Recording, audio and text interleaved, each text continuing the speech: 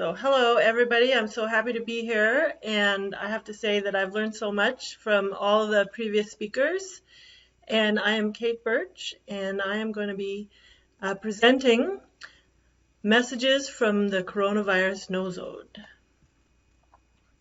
So today, what I want to cover is a review of what kind of infrastructure is needed to deliver homeoprophylaxis, examining the bell curve of disease, energetics of disease, some research parameters. So I am presenting from Free and Healthy Children International, and we have done research on the coronavirus nosode we started last March, and our papers are soon to be published.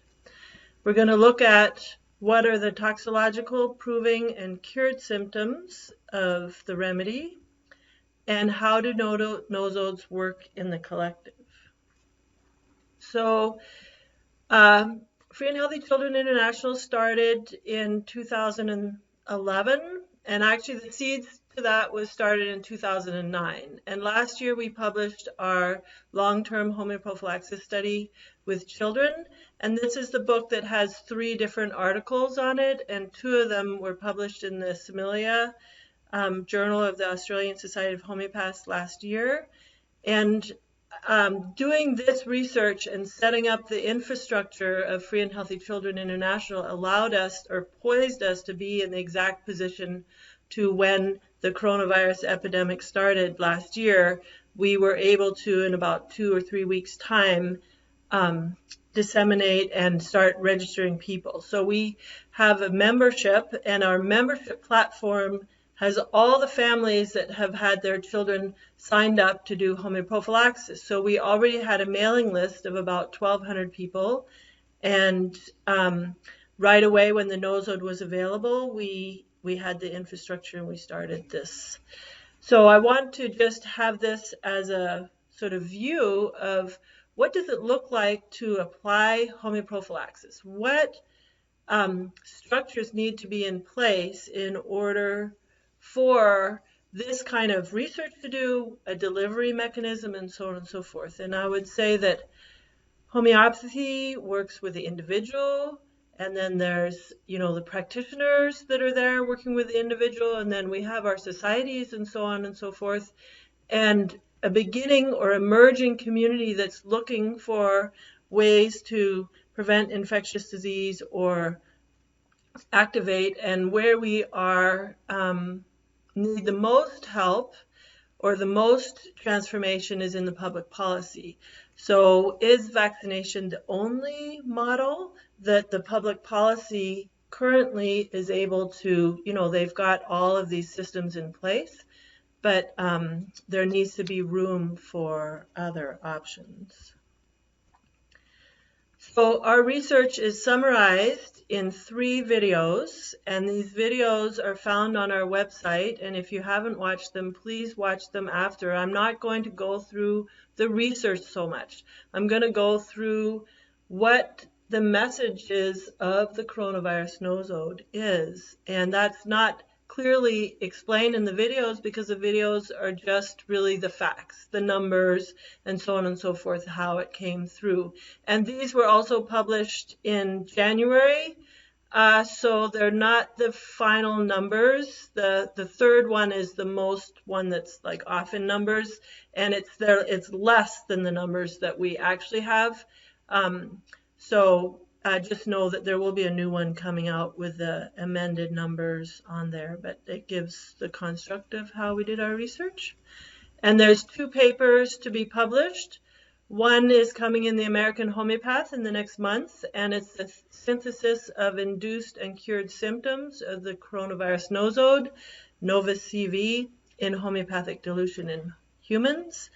So that's all the proving symptoms, if you could say. This is the largest proving that's ever been done. There were over 1,100 registrants, and we have follow-up from about 813 of them. And so the symptoms that we gathered is from that. And then the other is soon to be published in the Similia Journal of the Australian Society of Homeopaths, and that's determining the safety, effects, and efficacy of Novus-CV in humans for COVID disease prevention. But it's also looking at the cured cases that came through, because there were many people who registered who had active symptoms, and then some post, they had been sick in the winter before in a pre-COVID diagnostic era, but your symptoms represent like that. And currently we're in the midst of repertorization, and so the Materia Medica will be available on radar momentarily. And we've chosen the word the shattered mirror because I think that I can be speaking for everybody, but a lot of cracks in reality started showing up for us throughout this last year, and between the narratives and between what we thought we knew about infectious disease and between how we thought we were living and how we need to be living, and that's what we chose. And actually, one of the sensations that comes through the proving is there's shards and glassy and this sharp. Anyways, it just fits right well with that. So I want to just talk about the background of how we got to where we are now, and that's when I was invited to speak in Cuba at the 2008 nosode conference, and their work with nosoLEP for leptospirosis.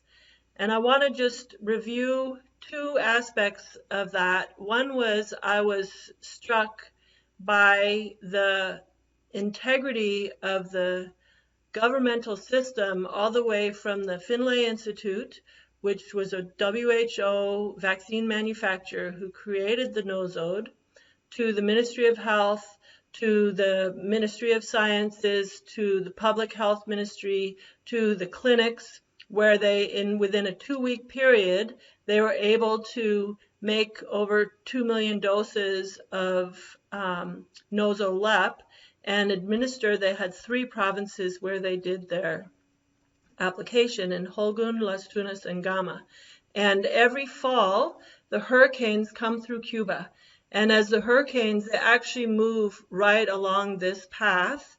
And of course, on the eastern side of the island, they get struck the most. And leptospirosis is a spirochete that is passed out of animals' urine. And then when there's flooding and you're walking with like cuts on your legs or such, then you would take up that spirochete and then leptospirosis would start. And so this chart here, there's 2 lines here. The black line represents incidence in the treated provinces, okay? And then the blue dotted line represents the cases in the other provinces. So that's the control versus the treated provinces. And each year, so sorry that this chart is cut off a little bit, but each year in November, there's a little bit of a spike. And historically, for the previous years, the spikes have been increasing, and not only the treated area, but in the rest of the island. And then especially, I can't remember when Katrina was, Hurricane Katrina, but there were 2 hurricanes this year 2 hurricanes in 2007. No, that's 6. 2007, there was 2 hurricanes, and then this is 2008. And they had introduced the nosode right in November prior to the hurricane season. And based on the chart, this black dotted line is the predicted incidence of what leptospirosis would have been given the previous trajectory. And then this is the incidence in the rest of the island, the blue line. And so they introduced the 200C of nosoLEP right in November, and they saw a significant reduction. And then in the fall, like October of 2008, right before the incidence goes up, they did the 10M potency. And that's, I'm sorry, not on the chart right here. And you can see in the places where they had done it, that the incidence has dropped to, there were 3 or 4 suspected cases. There weren't even any cases really. But on the rest of the island, the incidence had spiked according to, trajectory from before. So that just sets the background. The second point I wanted to touch upon was 3 or 4 years later at the HRI conference in Barcelona, Gustavo Bracco was there presenting that they had done research, continued to do research for 5 years after. And what they found is not only did the incidence stay down in the treated areas, but for the rest of the island, the incidence came down also, which was the untreated. They had never given the nosode there. And I thought a lot about that, and I wondered what was happening. And so that's the piece that I want to touch upon throughout this presentation, like what is happening when one group of people takes a nosode and the rest. And there was a AMA Resonance Healing Foundation presented the same phenomena in that when they gave malaria, PC malaria in Malawi in the orphanages there in the surrounding region, the first year that they did that, the incidence went up, but within the orphanage, the incidence remained or went down. And these children who had, for years been going on with malaria, particularly during the rainy season, then there was no cases. But they went back the next year and they found that it remained low in the clinic, but in the surrounding area, it was also much lower than it had ever been. So there's this sort of wave-like process that happens when enough people take an epidemic nosode disease, and it changes the field within which we're operating.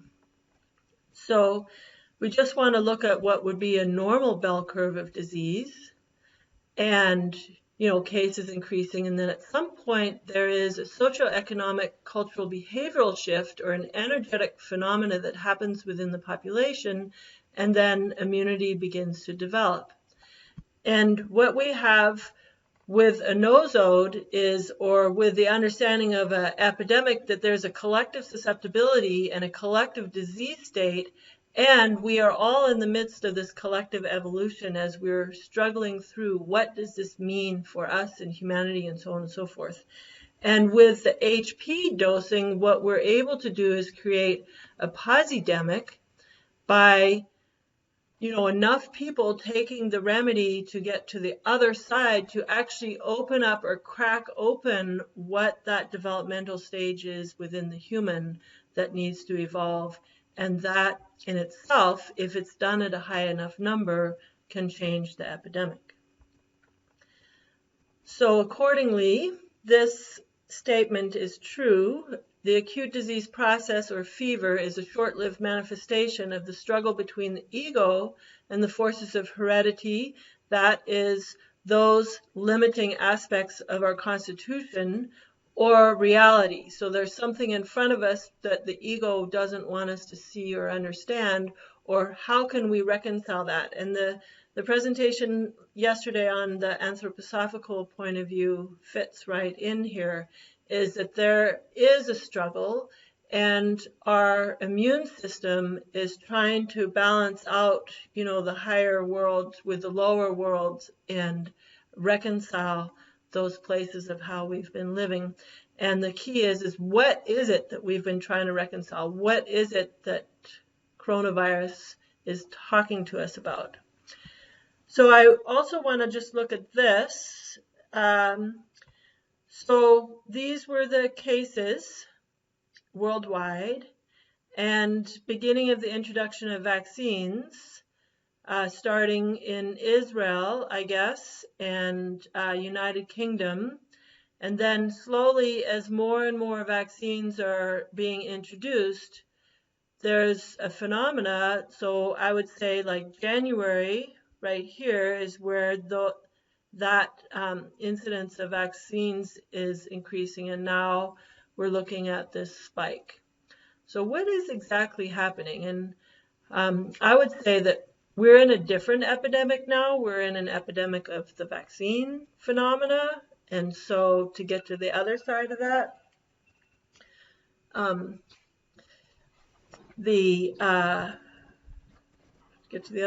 that, there's some evolution that's needed for humanity now. It's a different evolution than the first wave of the coronavirus.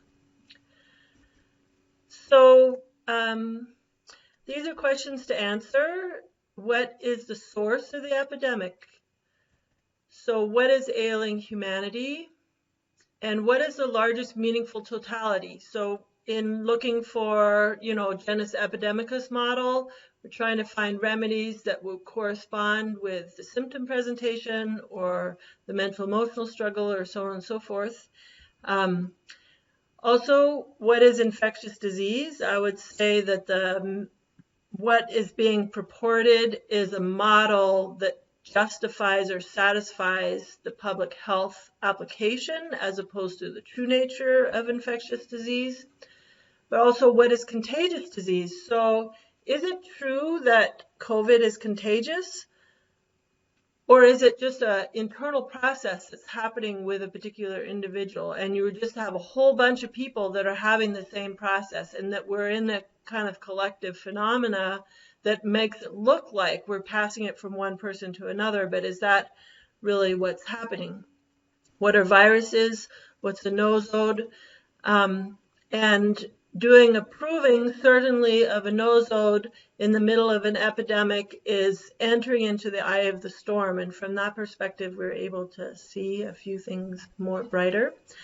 So I want to bring forth the work from Dr. Luc Montagnier, and this is a DNA teleportation, and some phenomena here that will help to explain a lot of the things that I've introduced so far.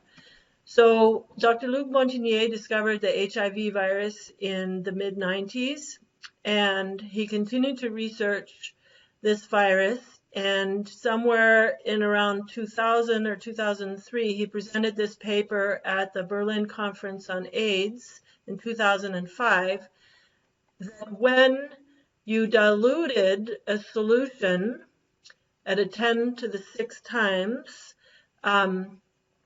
that the solution begins to emit an electromagnetic frequency. And then he found that if you took that vial with the 10% or the dilution and subjected a second vial next to it that's a sealed vial with nothing in it, that frequency actually does something to this second vial, and then that vial begins to emit a frequency. In the HRI conference in 2013 in Barcelona, I saw other papers that were presented there where they had done color microscopy, or I don't know, electron micro, I can't remember what it's called, but where they have color fields or wave lines for different remedies. And if you had a blank remedy in a box of all other the same remedy, that blank remedy would take up and produce the same field as same visual representation of what the other remedies are. And this relates to us as humans. So we are mostly water.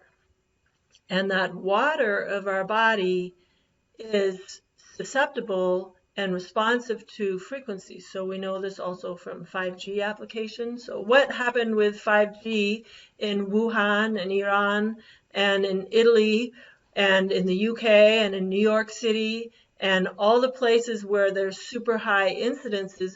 So what is that frequency doing to our frequency of water? And then what happens when we're in a collective? Can we begin to emit a frequency?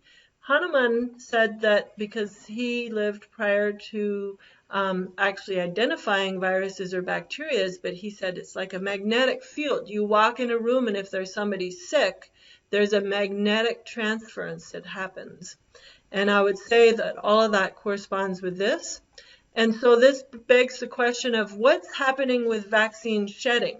Is there a protein particle that's passed from one person to another, or is there something about the way that that water is organized in that person that if you stand next to it and if you have a susceptibility, that their frequency will be affecting yours? And this, I had David Icke just gave a presentation a few weeks back about our DNA is really a receptor site system. And it's that receptor site system receives the telluric, what's coming from the galaxies, what's coming from the planets, all of these different pieces of information that inform us as living beings, and based on what that frequency is. So there's a lot of frequencies going on, we could say that. There's a lot of different things that are coming from different places. So now the last slide here is that this solution that emits a frequency, when that frequency is subjected to another vial that has a PCR component to it, and that vial is a sealed vial, that the DNA, the original DNA fragment that the frequency came from, will appear in that solution. And so here you have, where is a virus coming from, right? So you emit enough frequency, and then pretty soon the body starts releasing genetic information, releasing RNA fragments, looking like they're being contagious. So is that the source of the disease or the result of the disease? And what is the frequency? And so these are just open-ended questions that provide a backdrop for understanding some of the proving symptoms that have come forth. Contagion, I'm just going to skip over this slide. Well, susceptibility in the population, frequency generation from sick individuals. So if you have enough people that are sick, that you can walk in a room full of sick people and either be strong and like not affected, or if you hang out with them long enough, you're pretty soon going to be sick with them. And that's whether that's from their mental emotional point of view or their genetic disposition or lifestyle or things like that. Same with, you can see this the other way is that, when women are together, they'll start menstruating in clockwork. And one of the things that we're seeing now is this dysregulation of women's menstrual cycles. Potentially it's because we're not in the field of other women and organizing that like that. Modification of the frequency lessens contraction, and reduction of susceptibility lessens the contraction. So how can we change frequency, and how can we address susceptibility, and how does a nosode change susceptibility? So this is just one slide of our numbers of people who registered, and the respondents in all, between some people who submitted the 3 months without submitting the 2-week, is 817 people we have information from. Probably more people took the nosode. And I would say that our organization probably has administered in the last year up to 10,000 doses. We have about 80 practitioners in different, mostly in the US, some in Europe and in Canada. And let's see. So, but these results are going to be in those videos.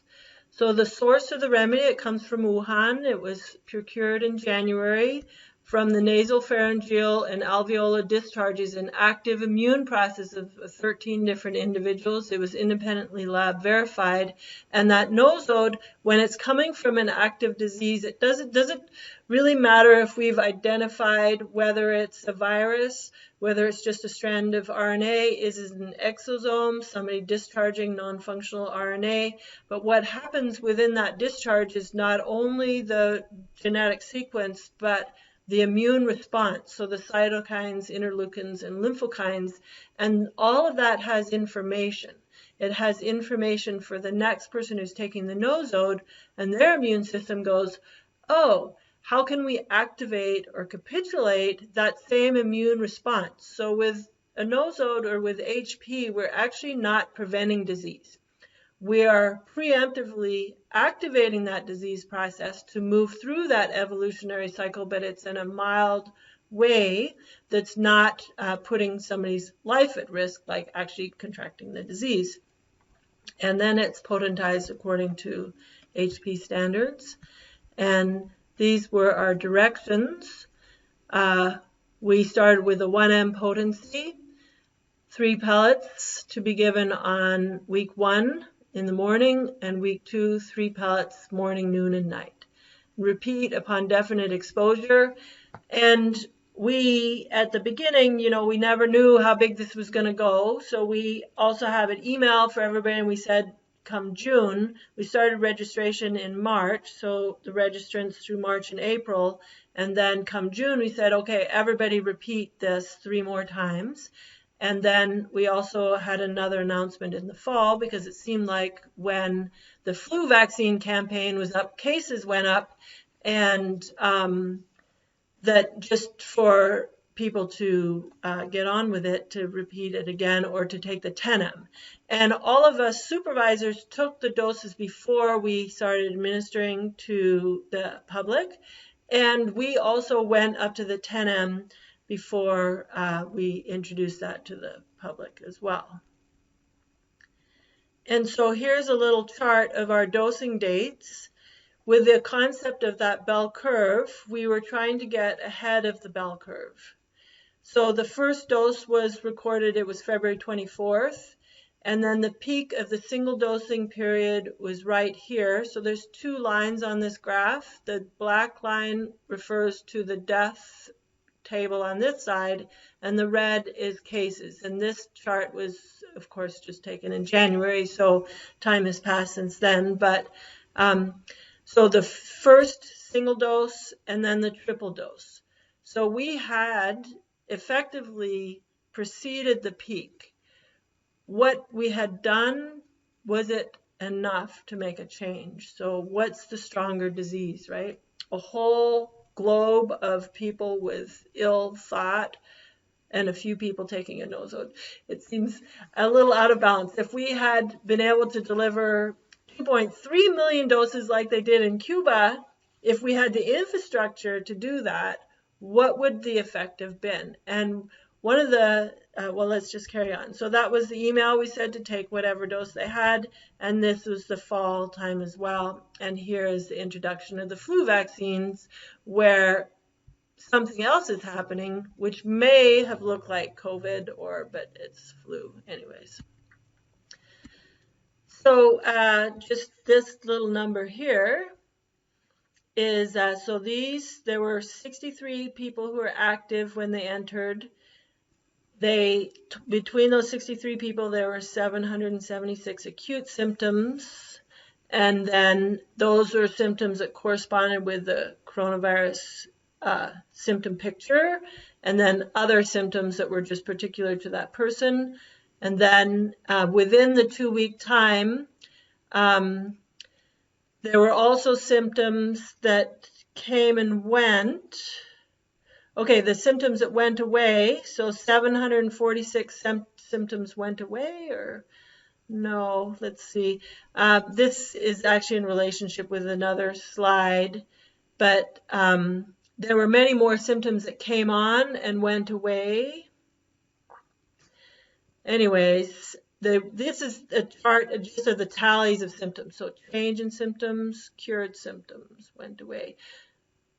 And so there's a total of 2,741 symptoms cataloged for that's in the proving. So whether they're cured clinical cases, symptoms that came on, symptoms that went away. And these, of course, are the organs of affinity, which cover coronavirus symptomology. And these are the main sensations, if you could say: sharp, glass, needle, cut, stitching, pricking, scratching, tickling, and burning. And that's the number of times they came up. And then we'll go through high-pitched noises are also there. A lot of heat, red, flushed, dry. A lot of tightness, stiff, blocked, congested, plugged, We saw that at the beginning, and then there's a breakthrough in that. There's a lot of nausea, gagging, vomiting, burning, bubbling, gurgling, reflux, cramping, tension, gas, bloated, appetite, anxiety. This is, we were actually, the symptom profile to begin with in March was not registering the gastrointestinal symptoms. And when we, through the proving, it's like a lot of this came forward. And so we were seeing that as well. The same within the stool. There's a lot of gas and nausea, vomiting, diarrhea, voluminous stool with pungent odor. So here, of course, are the lung symptoms: shortness of breath, out of breath, insufficient breath, suffocation. So these are symptoms that came forth after people took the nosode. So they're proving symptoms. So you may have one person who had a stiff neck and shortness of breath, just like that. You may have one person that has a lot of heat and flushed, a little tightness, and then some scratching in the throat, but they're like transient symptoms. They're just coming and going. And then there's others, like the active cases, they would have, and we actually took the symptom profile of the active cases to match, compare that to the respondents that took the nosode that developed symptoms.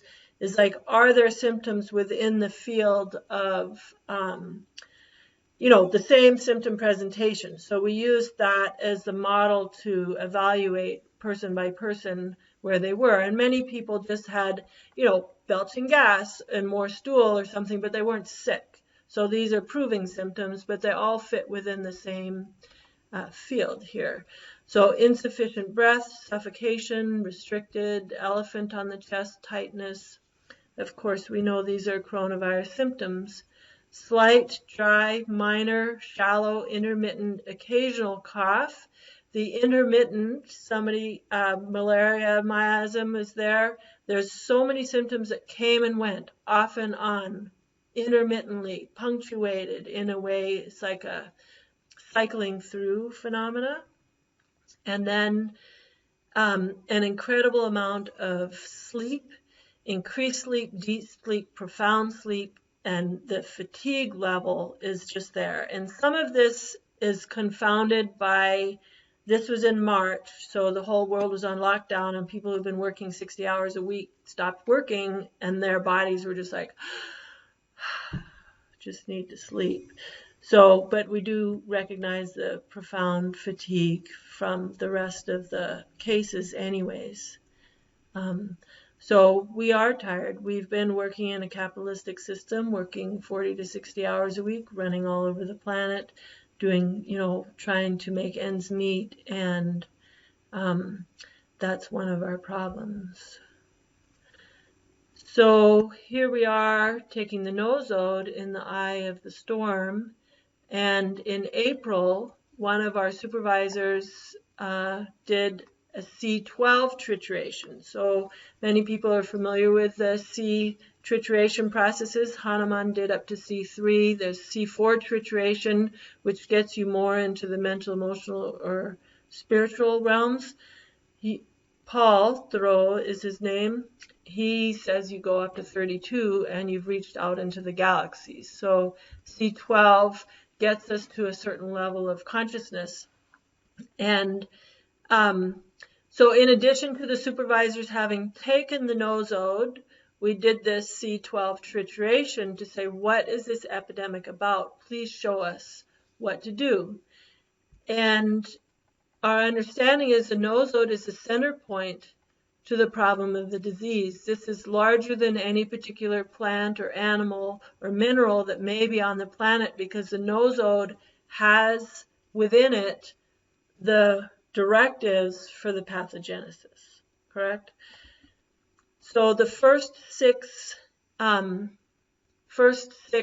levels of that trituration, the first one was social collapse and a beginning to recognize a huge social inequity and understanding the exploitation that was happening. So that's C3, seeing where one group of people is being exploited for another group of people, and that then it's moved into this victim-bully dynamic, which has the added wing of the rescuer coming along and trying to help the victim.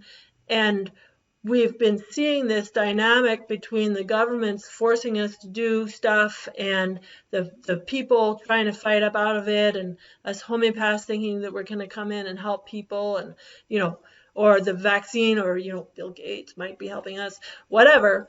And then we have the huge metabolic disorder between what we've consumed on this planet and what we give back. And within each individual, these elimination pathways, we take too much in, and our delicate human system, if its digestive system just taking what it needs, is overloaded, and the detox pathways aren't open, and those individuals who have died are at the mercy of that metabolic disorder within their individual person. And so the seventh one is maybe each nation, each group of people, like coming to this place of, we can't get past this. It's a sort of futile process. And then it starts to change. So reparation of damages. How can we build? How can we repair? How can we create new relationships? How can we live differently with ourselves?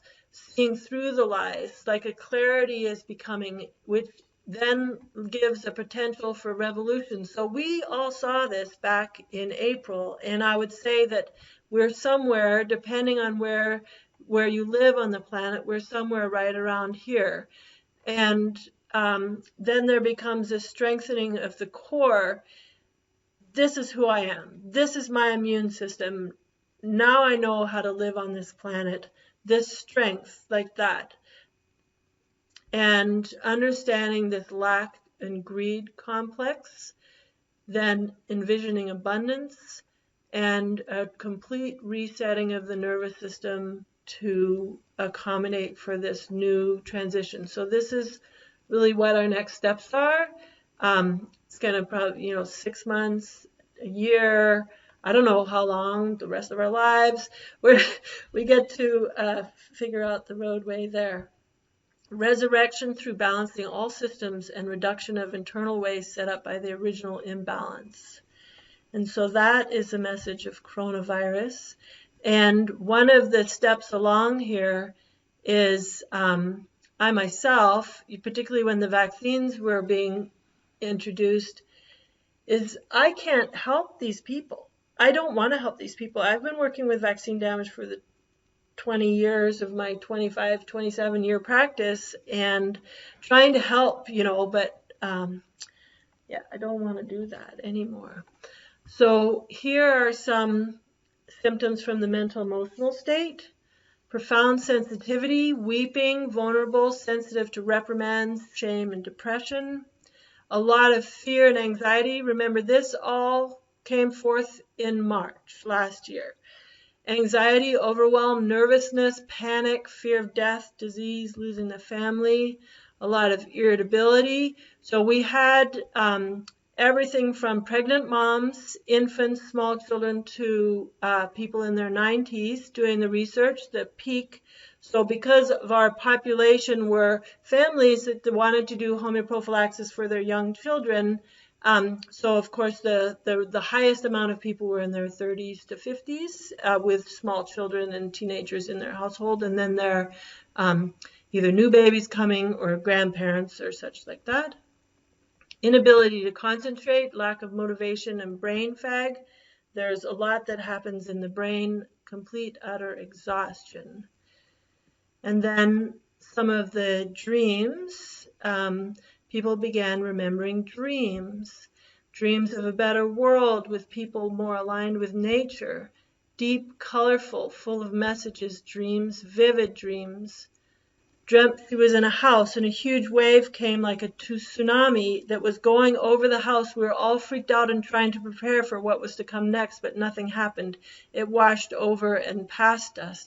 Unexplainable and confusing, also a relief. Nightmares and dreams of those who want to control us and who want to control the planet. There were other dreams more of a sinister nature that we've seen some of that. And then this is some of the cured phenomena. Either my eyes are better, or the view of the world outside was so much brighter. The smell's more intense and fresh, like in the past. It was a real scent of nature. I want to be outside as much as possible. All of the symptoms went away within 24 hours. Profound peace, bliss, awareness, and the ability to ground and collective emotions followed. I honestly feel like a different person. This nosode has changed me for the better. More sense of balance, secure that this thing wasn't going to get me. Paralyzing fear and deep fear that the disease gave way to a feeling of stable, grounded, being relaxed and happy at home, cleaning. The sense of calm and immediate, overwhelming peace appeared. I'm alert, conscious, and excited. And I chose this image here of the corona around the earth, and I think that we're all cottoning on to the idea that there is a new world coming for us. This is one person. Prior to taking the first dose, I was feeling fearful and anxious. I felt like the unknown was making me crazy. Not knowing if I was going to get the virus or get sick, not knowing how sick I would get if I got the virus. I just wanted to get the damn virus and get it over with. Today, the day I took the first dose, I went food shopping before taking it. This was probably my least, or at least my third time in a store that week.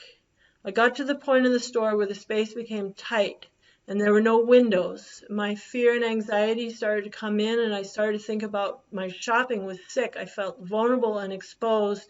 It was excessive and unnecessary. I thought, this is sick. This is sickening. I realized I was saying this out loud. I felt dragged down, frustrated, worried that all of us in there were just going to make each other sick. I wanted to get out, but I felt I needed to finish. I returned home. My mother, my daughter all took the nosode together. We said a few encouraging words, almost like a prep rally. About an hour after taking the nosode, I started to notice that my mood changed. My fear and anxiety dissipated throughout the next couple of hours until it was gone. I felt lighter, clear, felt like I was somehow above it all. I felt expansive. It was wonderful. To this date, that initial level of fear and anxiety has not returned. I also feel the desire to get the virus in order to move on. So she continues, I feels like I've moved on somehow. After that first dose, I had a strange dream about a circle. It was like concentric circles, as if there was a dot and a circle around the dot and so on, and the circles were expanding outward in a three-dimensional fashion like a tunnel. It got wider and wider, then narrowed again. A few other dreams, driving up a hill, went too slow, got stuck, couldn't get up. How do I get out of this? Ended up turning around. It wasn't the way I wanted to do it. It was scary, and she moved fast, and she was going downhill. Another dream of a monkey eating a bug from a rock.